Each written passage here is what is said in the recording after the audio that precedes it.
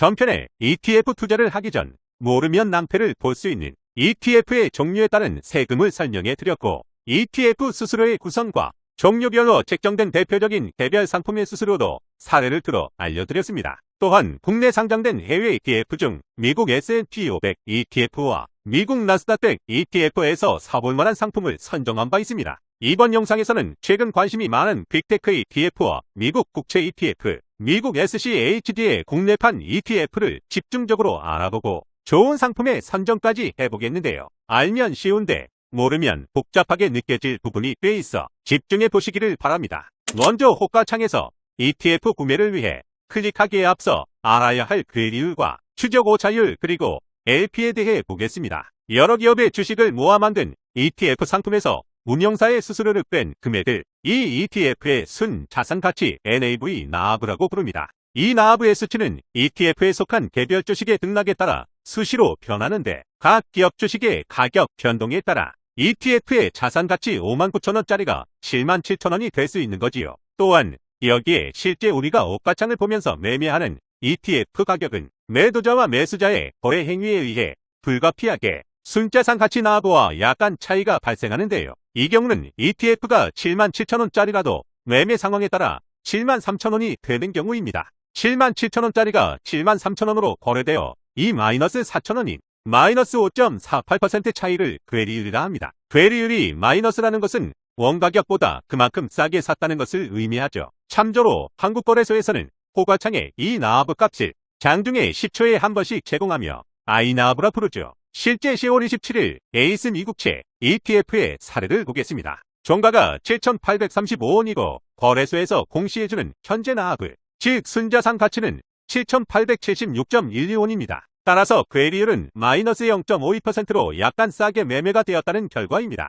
이 괴리율의 차이가 크면 클수록 ETF의 실제 가치가 왜곡되어 심각한 문제가 발생되거나 큰 손실이 올 수 있습니다. 특히 거래량이 아주 적은 상품이나 급격한 폭등, 폭락장이 발생 시 이 괴리율의 차이가 크게 발생할 수 있는데, 그래서 도입된 것이 LP 제도이며 유동성 공급자라고 부릅니다. 유동성 공급자들이 적정 가격 수준의 범위 내에 매수와 매도 호가를 동시에 제출하여 ETF의 실제 가치 수준을 유지할 수 있도록 하는 거지요. 화면을 보시면 LP들이 호가를 대고 있는 것을 보실 수 있습니다. 참조로 9시에서 9시 5분과 3시 20분에서 3시 30분 사이는 LP의 호가 제출 의무가 없는 시간대라 일반 투자자들은 이 시간대의 거래는 피하시는 게 좋습니다. 다음은 추적 오차율입니다. 해당 ETF가 추종하는 지수를 잘 추종하고 있는지의 지표로서 추적 오차율이 낮을수록 ETF 운용사의 운용 능력이 뛰어나다고 할 수 있습니다. 추적 오차율이 발생하는 원인은 ETF를 운용할 때 지수 구성에 전체 종목을 편입하지 않고 부분 편입하는 방식을 취한다거나 편입 종목의 배당금 수령, 종목 교체를 위한 거래 비용, 분배금 지급 등에 의하여 발생합니다. 사례 에이스 미국 장기채 ETF의 추적 오차율은 5.0으로 비교적 높은 편인데, 본 상품이 실제 가치의 94.95%밖에 추종을 못하고 있다는 말입니다. 본격적으로 ETF의 종목 선정에 들어가 보겠는데요. 미국 장기채 ETF입니다. 긴 말이 필요 없어 추천할 만한 상품부터 올립니다. 현재 거의 정점까지 올라간 금리가 결국 내려갈 것이라는 기대 심리로 현재 본 상품에 대한 인기는 급상승하고 있습니다. 보시다시피 미국 장기채를 추종하는 국내 상장 해외 ETF들이 다 금년에 출시되었습니다. 운영사들도 향후에 금리 하락을 예견하고 시장을 선점하려는 든 거죠. 주식의 향방은 신도 알 수 없어 우리 개미들은 그저 운에 따를 뿐인데, 금리 부분은 그나마 미래를 예측할 수 있다는 점에서 관심을 가져야 할 때라고 생각합니다. 최근 한 달간 채권형 상장지수 펀드 중 개인 투자자들이 가장 많이 산 상품이 에이스 미국 30년 국채 액티브 ETF입니다. 월배당 상품이라는 점도 투자 매력이죠. 신한솔은 저렴한 수수료가 매력이고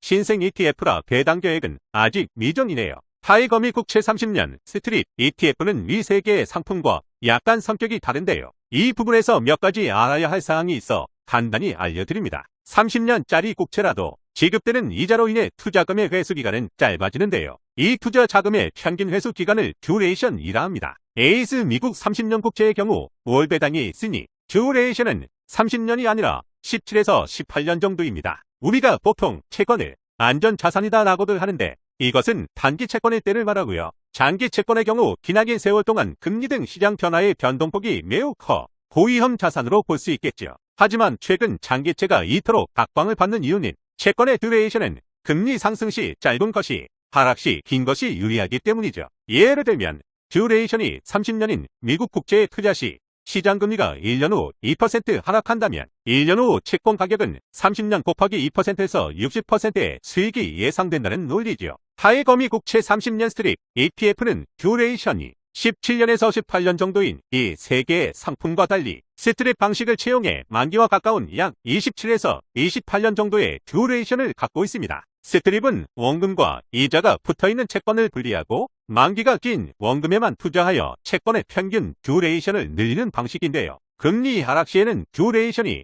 긴 것이 유리한 만큼 이 스트립 ETF를 선호하는 분들이 많답니다. 참조로 합성이란 실제 종목을 매수하지 않고 스왑이란 장외 파생 상품을 이용하여 추종지수를 따르는 방식으로 추가 수수료가 발생한답니다. 30년 국채 ETF 투자, 향후 금리 인하가 확실은 하지만 속도의 문제인데요. 현재 좀 일찍 들어가신 분들은 적지 않은 손실을 보고 있는 중입니다. 역발상으로 그만큼 기회가 가까이 오고 있다는 의미도 되죠. 국고채도 유사하여 혹시 관심 있는 분들이 있을 것 같아 넣어봤습니다. 마음에 드시는 것 한두 개 골라 조금씩 분할 매수 전략으로 하시면 미국 기준금리가 고점을 찍고 내려갈 때 좋은 결과가 있을 것 같습니다. 다음에 도전할 ETF는 미국 빅테크 ETF입니다. 앞서 언급한 미국 S&P 500이나 나스닥 100 ETF보다는 공격적인 상품이죠. 소수의 대형 지수주만을 주로 편입했기 때문인데요.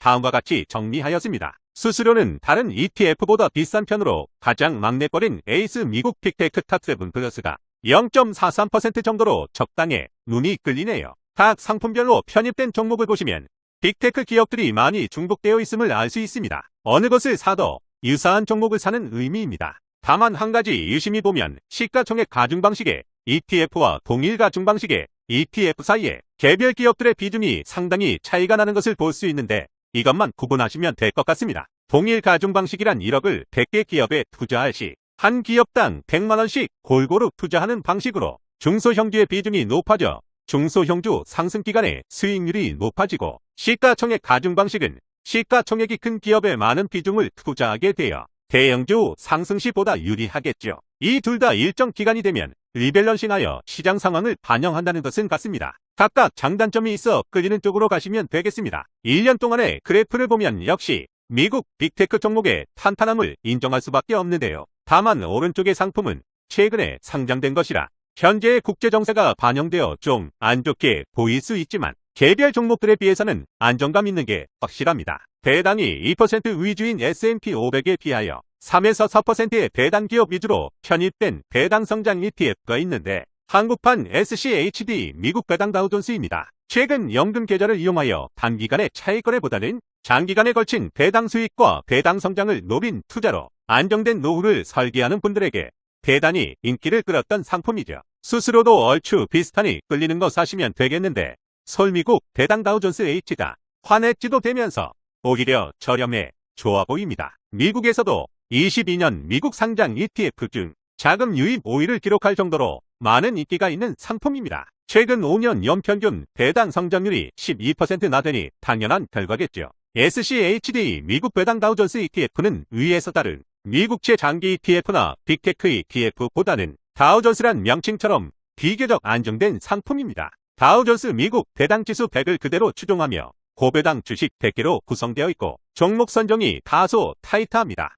최소 10년간 연속적으로 배당금이 지급되고 시가총액은 최소 5억 달러 이상, 3개월 평균 거래 대금이 200만 달러 이상인 기업을 우선 선정합니다. 그중 부채 비율과 차기자본 이익률, 배당 수익률, 5년 배당 성장률에 따른 가중치를 부여하여 선정하며 개별 종목 편입 한도는 4%는 넘기지 않고 산업별 비중을 25%를 넘기지 않도록 하죠. 그래서인지 이 지수는 연평균 약 3% 이상의 배당 수익률과 기업들의 주가 흐름을 바탕으로 미국의 배당 지수 중에서도 성과가 좋은 지수라고 합니다. 정리해 보겠습니다. 1, 2편에 걸쳐 ETF에 대한 세금과 수수료 및 특성을 알아보았고 가장 핫한 대표적인 5가지 미국 S&P 500, 미국 나스닥 100, 미국 장기채권, 미국 빅테크 기업, 미국 SCHD의 국내판 ETF에 대해서 거의 모든 것을 알아보았습니다. 서로 다른 ETF의 명칭처럼 각각의 특성이 있으나 편입된 종목이 다수 중복되어 있어 개별 주식보다는 안전하다고 볼 수 있습니다. 더구나 갈수록 심해지는 공매도 세력의 편법에 희생당하지 않기 위해서는 본 영상에서 언급한 ETF에 투자하는 것이 마음 편할 수 있습니다. 마지막으로 성장성에 의한 위험성, 배당성과 안정성 등을 고려한 연령대별로 할 만한 맞춤 ETF의 가중치를 그려봤습니다. 미국 30년 국채 ETF는 향후 2-3년 내 단기적인 수익을 위한 것이라 제외했습니다. 이상으로 영상을 마치겠습니다. 감사합니다. 라이프스킬스였습니다.